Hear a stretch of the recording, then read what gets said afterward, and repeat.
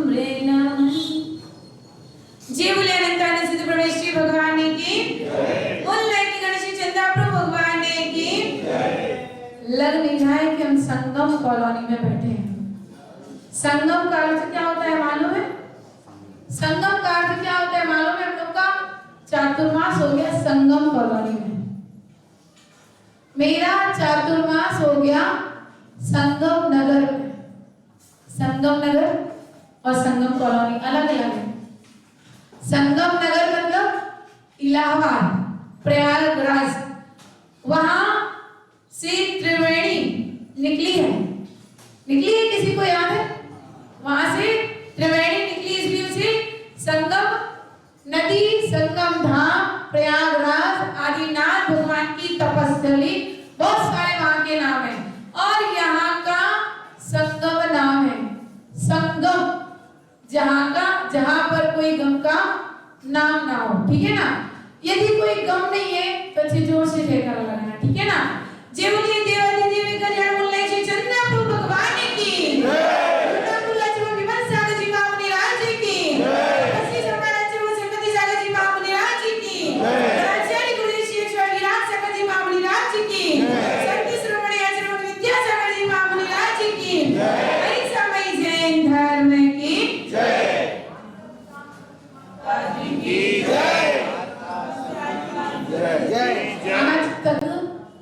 मेरी जो सोच थी वह मैं आपको सुनाती हूँ।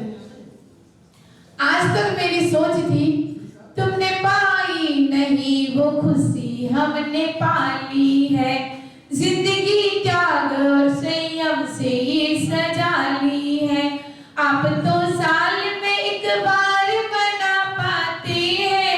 आप तो साल में एक बार मना पाते हैं। प्रभु चरणों में अपनी रोज ही दिवाली है। प्रभु चरणों में अपनी रोज ही दिवाली है। मेरी आज तक ऐसी सोच थी, लेकिन संगम कॉलोनी में आकर ऐसा महसूस हुआ कि यहाँ भी रोज का त्योहार है, यहाँ पर रोज की दिवाली है, यहाँ पर रोज का त्योहार दशहरा। हम आपसे कुछ चर्चा करना चाहते हैं, क्योंकि प्रवचन तो पर के लिए होता है। प्रवचन तो पर के लिए होता है। मैं आपसे कुछ स्ववचन कहना चाहती हूँ, जो आज के चिंतन से मैंने प्रातः काल की बेला में लिखे हैं। आज मैंने लिखा है, एक एक में एकता, एक एक में ज्ञान, एक एक में विनम्रता, मोक्ष महागुण जान। यदि एक एक में एकता हो जाए, यानी एक एक करके आप लोग इतने सारे हो गए। जब संगम कॉलोनी का प्रारंभिक रूप था तब इतने ही थे क्या? लेकिन एक एक करके एकता होने पर एक संगठन बन गया। इतने सारे लोगों का एक संगम बन गया। एक एक में ज्ञान, और जितने लोग प्रभु की आराधना कर रहे हैं, ज्ञानी है तभी आराधना कर रहे हैं। अज्ञानी आराधना कर सकता है क्या? अज्ञानी आराधना कर सकता है क्या? आचार्य भगवान कह रहे हैं, दंसण मूलो धम्मो ओवठ्यो जिणवरीम शिष्याणम तम साउण सकर्णो दंसण हीणोणावन दिव्यो। आचार्य भगवान कह रहे हैं, सम्यक दर्शन धर्म का मूल है। मूल का अर्थ क्या होता है? जड़। सम्यक दर्शन धर्म की जड़ है। और यदि सम्यक दर्शन के बिना आप त्याग करते हैं, तपस्या करते हैं, चारित्र को धारण करते हैं, यहाँ तक कि पूजा आराधना भी करते हैं, तो आपके लिए मिथ्या दृष्टि ही कहा जाएगा। आपके लिए कोई लाभ प्राप्त नहीं होगा। क्यों प्राप्त नहीं होगा? क्योंकि तीनों लोगों में देव है। मध्य लोक में भी है, नरक भी जाते हैं। नरक में देव जाते हैं? जाते हैं कोई देव? जाते हैं। कौन से देव जाते हैं? असुर कुमार जाति के देव जाते हैं। और ऊपर तो है ही है, कल्पों में भी है और कल्पातीत भी है, यानी नीचे से ऊपर तक देव हैं। और सारे तीनों लोगों के देव एकमात्र अरिहंत भगवान को ही नमस्कार करते हैं और किसी को नमस्कार नहीं करते। लेकिन उनमें कुछ देव मिथ्या दृष्टि भी होते हैं, कुछ सम्यक दृष्टि भी होते हैं। मिथ्या दृष्टि देव इन्हें कुल देवता मानकर नमस्कार करते हैं और सम्यक दृष्टि देव इनके लिए अपने आराधनीय, पूजनीय, वंदनीय, स्वयं का कल्याण करने वाला मानकर नमस्कार करते हैं।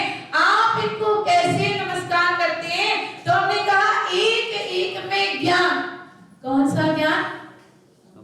कौन सा ज्ञान? कौन सा ज्ञान? फेविस्टिक।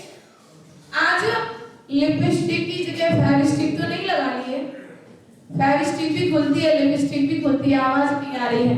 कौन सा ज्ञान है आप सभी के पास? आप सभी के पास सम्यक ज्ञान है।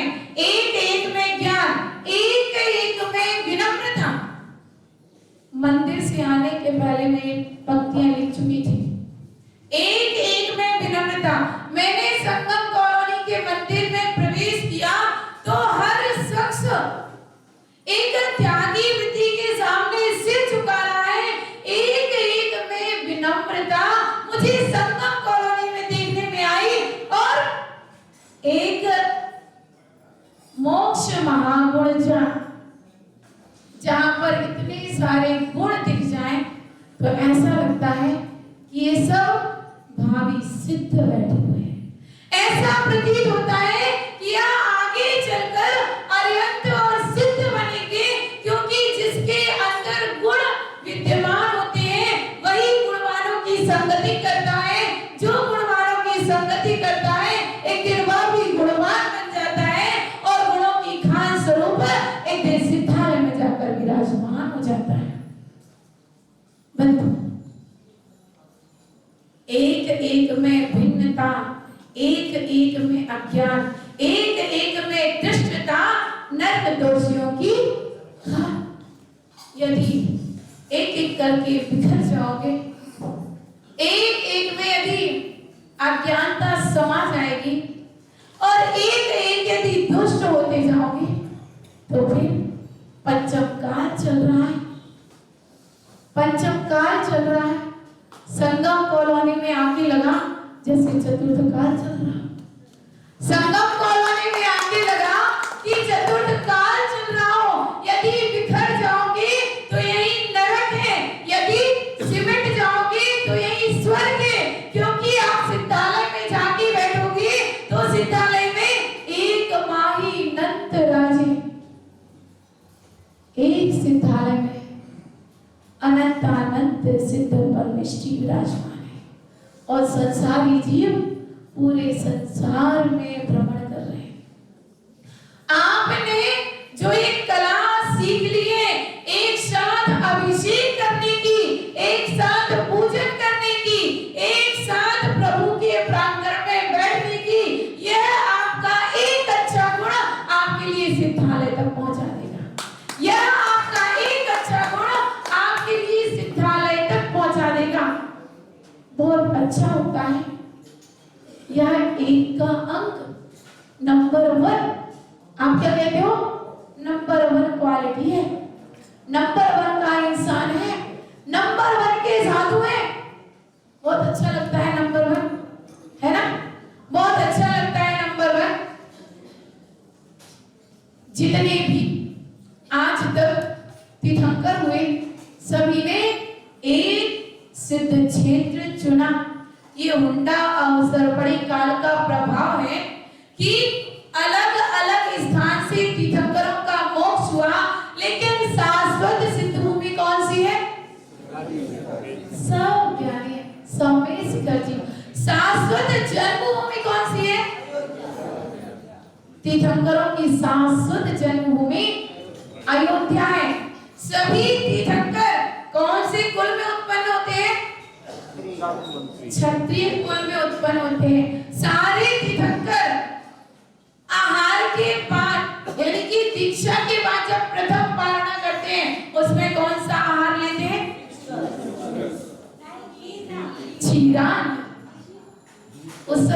चावल को बनाना नहीं जानता था, उसकी फसल उगाना नहीं जानता था, इसीलिए आदिनाथ भगवान के लिए इच्छु रस लेना पड़ा।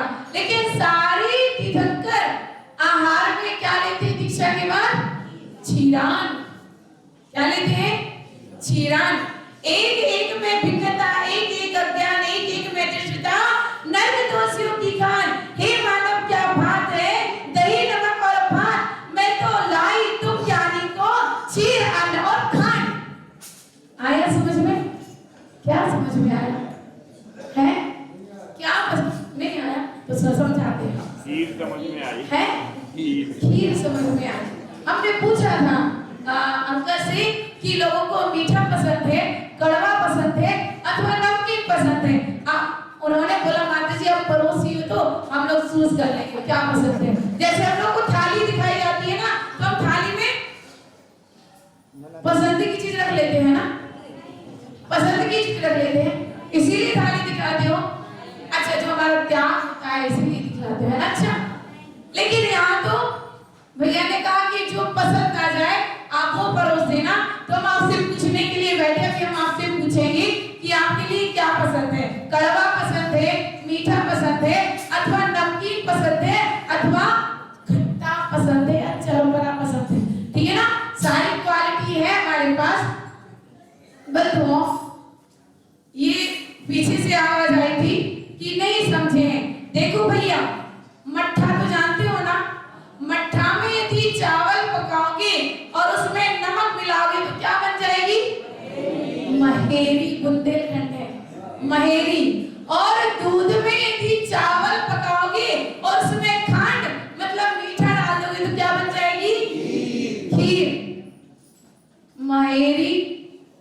खीर को छोड़ो, महेरी को न्यारे है। आपके बुंदेलखंड की कहावत है, आपके भी हमारे, हम भी बुंदेलखंड के ही हैं।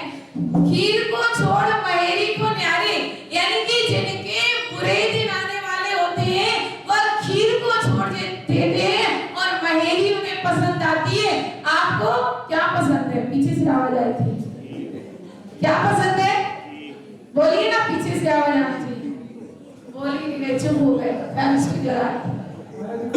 है? सही बोले। पंचम काल चल रहा है, सुंदर से सुंदर वस्त्र पहने जाते थे, अब फटे का जमाना आ गया है। सुंदर से सुंदर वस्त्र पहने जाते थे, अब फटे का जमाना आ गया है। पहले सीधे का जमाना था, अब उल्टे का जमाना आ गया। पहले सीधे का जमाना था, अब उल्टे का जमाना आ गया है। हमने एक दादी से पूछा, इतनी सारी लेडीजें मिली लेकिन आप ही एक सीधी दिखी। हमने दादी से पूछा, इतनी सारी लेडीजें दिखी लेकिन एक ही सीधी दिखी। उन्होंने कहा हम एक नहीं, हम तीन है। हमने कहा बहुत अच्छा, आप तीनों रत्नात्रय भी एक नहीं होते, तीन से मिलकर बनते हैं सम्यक दर्शन, सम्यक ज्ञान और सम्यक चारित्र। मुट्ठी भर लोग तरेंगे संसार से। कितने लोग तरेंगे? सीधे पल्ले वाली सुन रही हो? 1 2 3 दिख रही है? 3, चौथी तो नहीं दिख रही।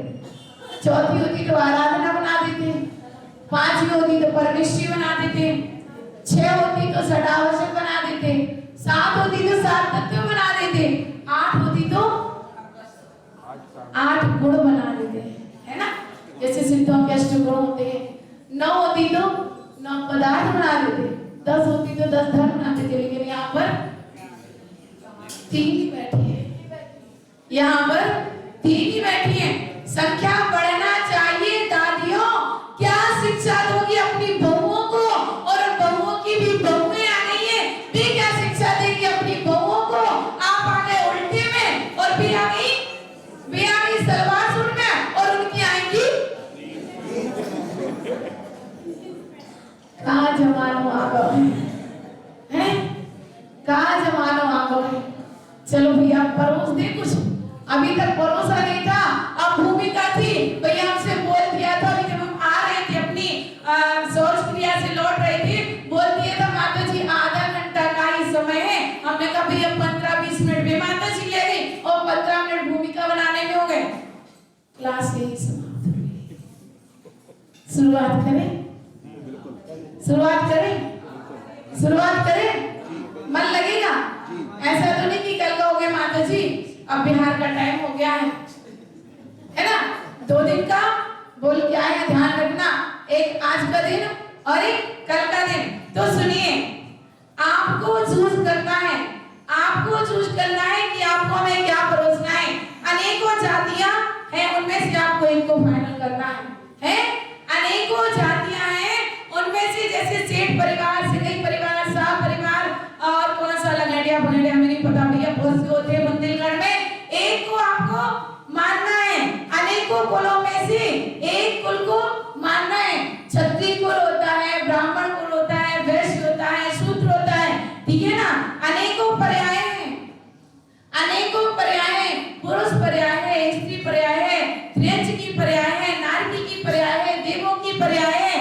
अनेकों भाव में से आपको एक भाव फाइनल करना है। अनेकों भाव में से आपको एक भाव फाइनल करना है। अनेकों मतों में से आपको एक मत फाइनल करना है। अनेकों रूपों में से आपको एक रूप फाइनल करना है। जैसे अनेकों में से हम पूछे आपको कौन सी मिठाई पसंद है भैया?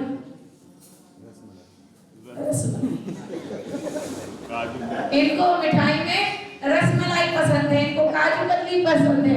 खंबे के पीछे बैठे उनके लिए है रसगुल्ला, तो गुलाब जामुन, अच्छा शुगर है, ये बड़ी परेशानी है। शुगर है सबसे बड़ी परेशानी है, ये शुगर की। खाना चाहता है व्यक्ति लेकिन खा नहीं पाता, और आ जाए तो बुंदेलखंड की कहावत है ना कि अचत नहीं या बचत नहीं, और आ जाए सो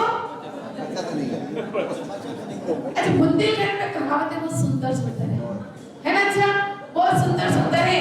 हमारे यहाँ क्या हुआ, एक हमारे यहाँ ब्रह्मचारिणी दीदी थी, उनका जन्मदिन था, जिसके लिए आप बर्थडे बोलते हैं, बर्थडे नहीं, जिसके लिए आप बर्थडे बोलते हैं। इतना समय हमारा व्यर्थ चला गया, तो उनका भी वो था, तो उन्होंने अपने बहुत सारे लोग जुड़ गए थे उनसे, उन्होंने भोजन रखा और उन्होंने गेहूं की खीर बनाई थी भैया, बुंदेलखंड की फेमस है, और फड़ूला बनाया।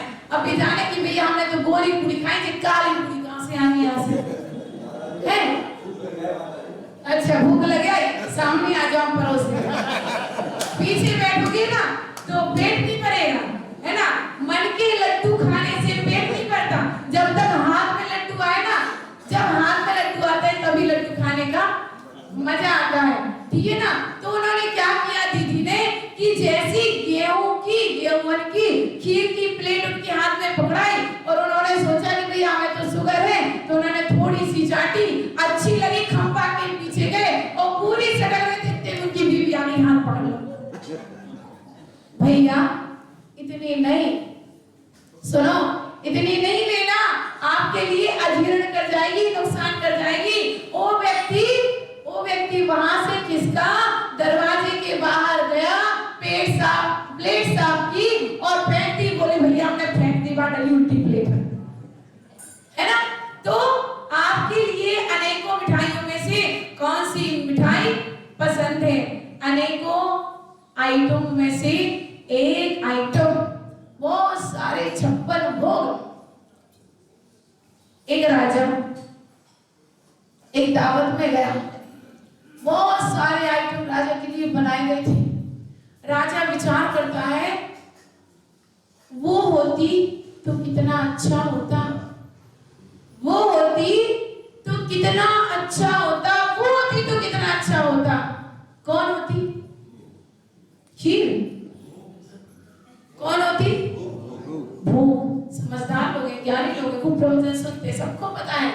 हम सोच रहे नई चीज परोस रहे, लेकिन हमारे लिए तो सब यहाँ पुरानी समझ में आ रही है।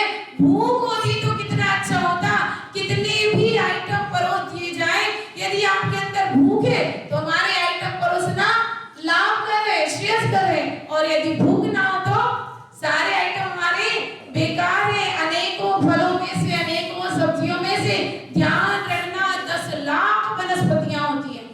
कितनी होती है? 10 लाख। किसी चीज का त्याग है? कोई चीज का त्याग है? काय को त्याग है? अच्छा, जो नहीं खाते उन सबको त्याग है। आपके सामने हमने रामफल रखा, देखा आपने रामफल? इन्होंने नहीं देखा ना, आपने देखा, इन्होंने नहीं देखा। और जो कोई आपसे कहेगा कि भैया बहुत अच्छा फल है, आप उसको खा लोगे?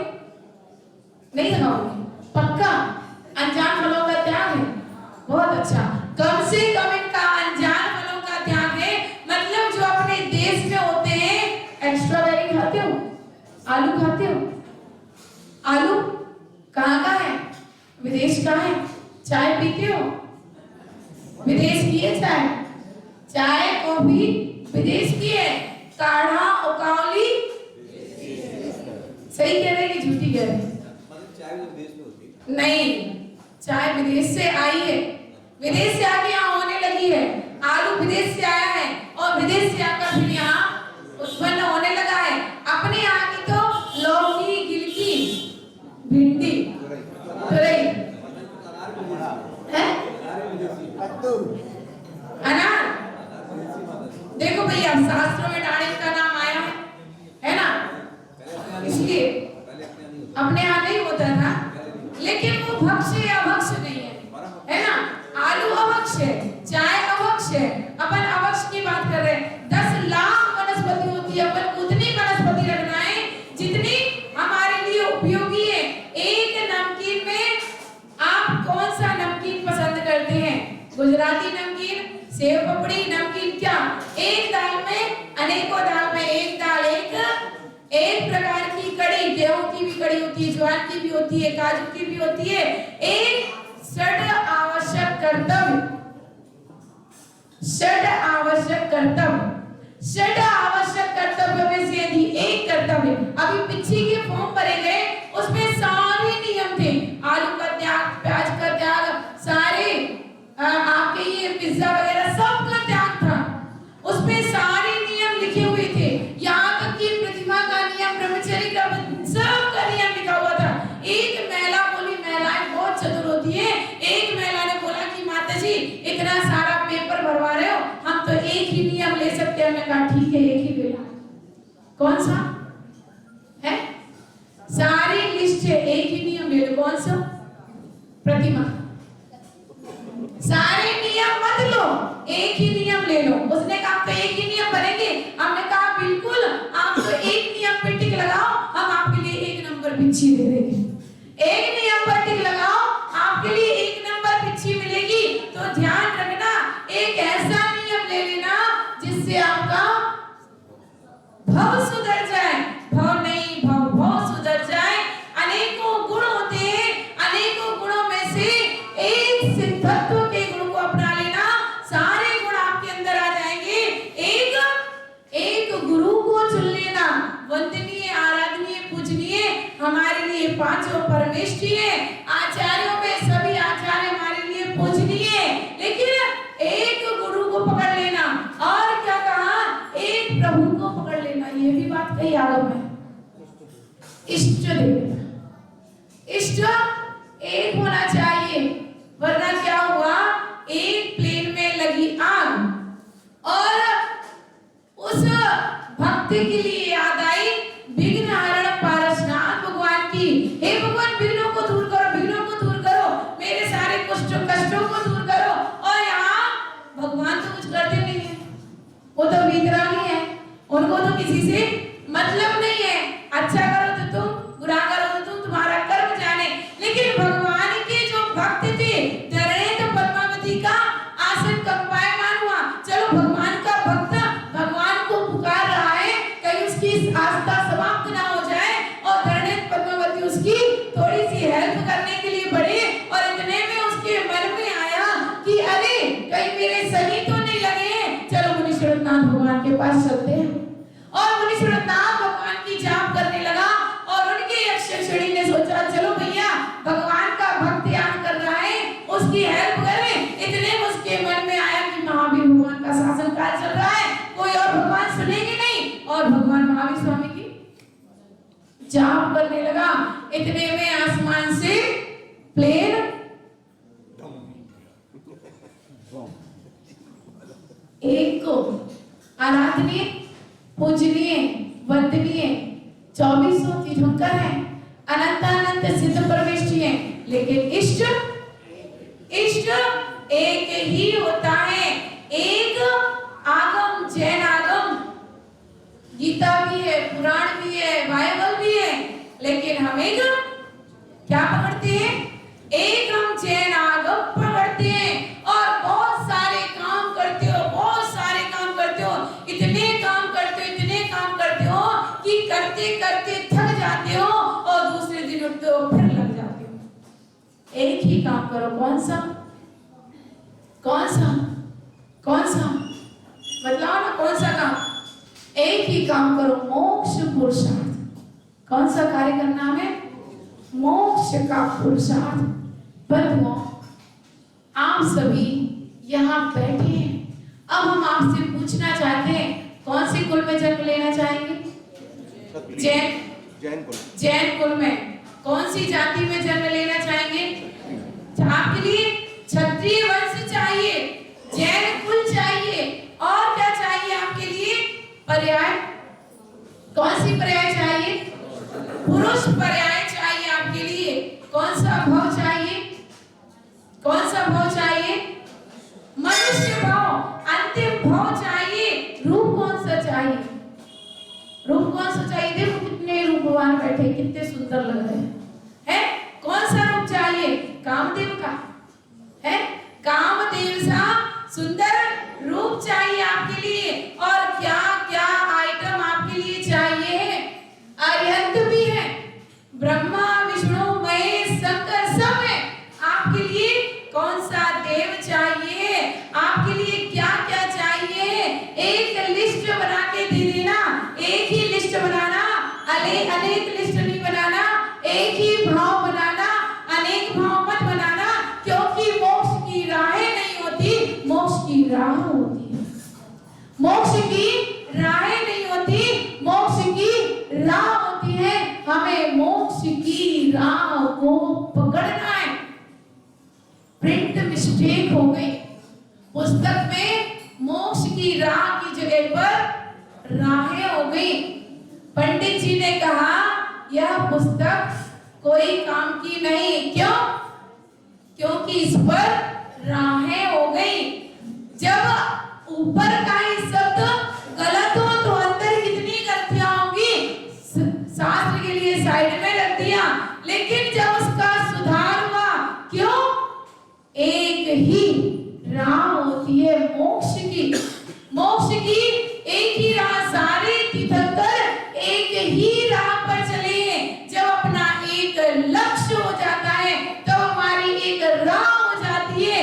एक राह कब होती है? जब आपके विचार एक होते हैं। आपके जब विचार एक हो जाते हैं तब आपके अंतरंग में आता है, इक्को करेगी कम्मम, इक्को इंडदी अदिये संसारे, इक्को सायदि मर दिए तस् फलम भुंजते को।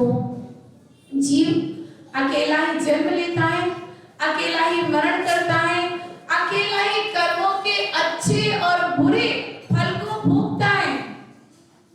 इसलिए बंधुओं, ध्यान रखना, आप जो भी कार्य कर रहे हैं वह कार्य स्वयं के लिए कर रहे हैं। ध्यान रखना, भले ही आप परिवार के लिए चला रहे हैं लेकिन कर्म अपने लिए कर रहे हैं। भले ही आप पूजन कर रहे हैं लेकिन स्वयं के लिए कर रहे हैं। भगवान की पूजन व्यक्तियों से हम पूछते हैं, कई व्यक्ति एक साथ आए, 2 दिन दुपट्टे में आए, हमने पूछा अभिषेक हो गया? हाँ हो गया। आपका अभिषेक हो गया? हो गया। आपका अभिषेक हो गया है? आपका अभिषेक हो गया? आपका अभिषेक हो गया? इनका हो गया है? भगवान का अभिषेक हो गया। व्यक्ति कहते हैं भगवान का अभिषेक हमारा अभिषेक हो गया। बस यही भावना भाव, हे भगवान आपका अभिषेक करते करते हमारा अभिषेक हो जाए, आपकी पूजन करते करते हमारी पूजा हो जाए, आपकी आरती करते करते, आपकी आराधना करते करते मेरी आराधना हो जाए, आपकी वंदना करते करते मेरी वंदना हो जाए। क्योंकि हम भगवान के पास क्यों आए हैं? क्यों आए हो? यहाँ कैसे आए हैं? क्या क्यों आए यहाँ पर? वंदे तद्गुण लब्धे। हे भगवान, जैसे गुण आपके अंदर है मैं उन गुणों की वंदना करता हूँ। क्यों? क्योंकि भावना यही भाई है जिन गुण संपत्ति हो मध्यम। हे भगवान, आपकी जैसी संपत्ति मेरे अंतरंग में भी आ जाए, मेरे पास भी आ जाए, ऐसी भावना से मैं भगवान के पास आया हूँ। ध्यान रखना, यहाँ पर जितने लोग बैठे मात्र एक ही भावना भाना, भगवान के दर पर आकर मात्र एक ही भावना भावना कि हे भगवान, हम मंदिर में आपके जैसे बनने के लिए आए हैं। आपने 18 दोषों को त्यागा है और 18 दोषों में राग द्वेष के लिए मुख्य कहा है। हे भगवान, कभी भी मंदिर में आकर मुझे राग द्वेष ईर्ष्या कसर यह मेरे पास ना आ पाए, क्योंकि यह पुण्य की नगरी है, संगम कॉलोनी है। क्या है? पुण्य की नगरी है ना।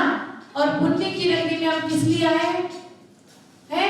अभी तक हम नरकों में थे, निगोधों में थे, त्र्यंचकी पर्यायों में, एक इंद्रिय, दो इंद्रिय, तीन इंद्रिय, चार इंद्रिय, पंच इंद्रिय, असंगी पर्यायों में थे। हे भगवान, अब बड़े पुण्य से हम संगी, पंचेंद्रिय, क्षत्रिय कुल के जैन कुल में उत्पन्न हुए। हे भगवान, अब मुझे सारी सामग्री आपके जैसे बनने के लिए प्राप्त हो गई। ये सारी सामग्री आपके पास है, सारी सामग्री अरंत जैसे बनने के लिए। आत्मा तो चीटी के पास भी है, पर्वत के पास भी है। आप उनके पास पर मोक्ष की सामग्री नहीं, आपके पास है। आपके पास है, मोक्ष की सामग्री है, मोक्ष की सामग्री है। मोक्ष की सामग्री है क्षत्रिय कुल, मोक्ष की सामग्री है पुरुष पर्याय, मोक्ष की सामग्री है सम्यक दर्शन, सम्यक ज्ञान, सम्यक चारित्र। है आपके पास? है? क्यों बोल रहे हो नहीं है? नहीं नहीं है। श्रावक हो, श्रावक हो। श्रावक का अर्थ क्या होता है? श्रावक का अर्थ क्या होता है? श्राव मतलब श्रद्धावान, श्रद्धा मतलब सम्यक दर्शन, वाह मतलब विवेकवान, मतलब सम्यक ज्ञान, और का मतलब क्रियावान। क्रिया का मतलब क्या होता है? चारित्रवान है, अच्छा चारित्र है, अच्छा ज्ञान है और अच्छा दर्शन है। जिसके पास अच्छा दर्शन है वह सम्यक दर्शन है, जिसके पास अच्छा ज्ञान है वह सम्यक ज्ञान है, और जिसके पास अच्छा चारित्र है वह सम्यक चारित्र है। यदि आप सभी के पास यह सब उपलब्ध है तो आप सभी सम्यक दृष्टि जीव हैं, और सम्यक दृष्टि जीव यदि आप हैं तो आप धर्मात्मा है। धर्म की जड़ क्या है? धर्म की जड़ क्या है? सम्यक दर्शन।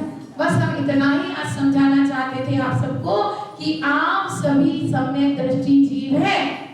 यह सत्य है कि पंचम काल में उंगलियों पर गिनने लायक सम्यक दृष्टि जीव होंगे, लेकिन हम अंतरंग से यही भावना पाते हैं, एकमात्र देव सास गुरु के हम भक्त हैं, और हम किसी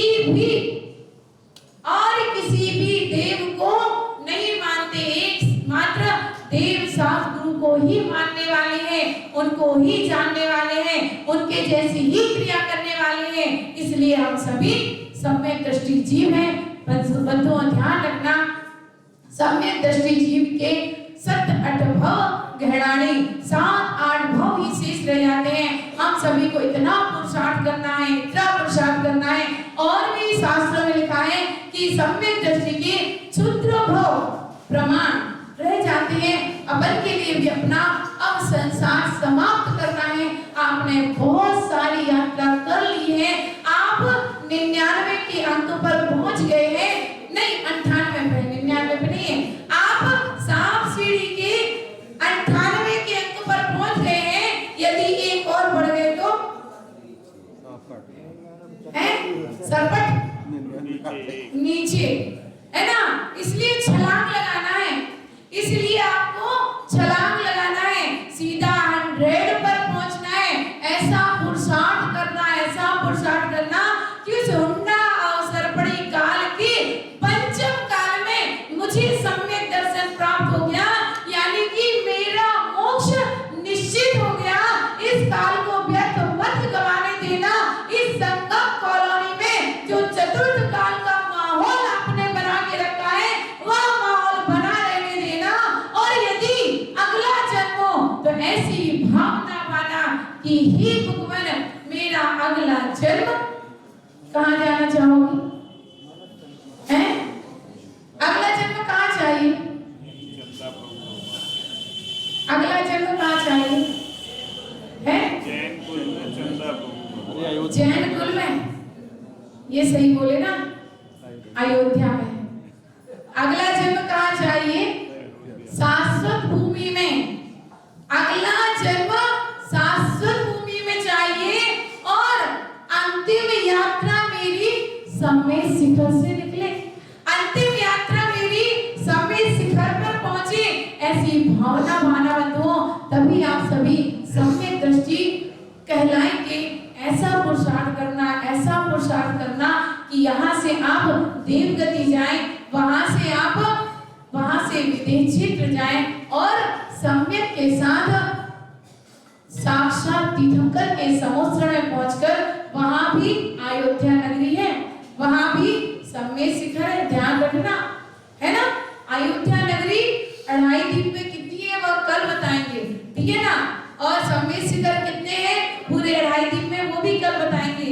लेकिन शाश्वत भूमियां हर जगह यही है। अब सम्यक के साथ अपने प्रभु की, अपने आराधनीय की आराधना करें, जिससे यह सम्यक दर्शन हमें संसार से मुक्ति दिलाने में कारण बने। जय बोले कजन श्री चंद्र प्रभु भगवान की, राजे गुरुदेव विराट संग जी महामुनि गण जी की।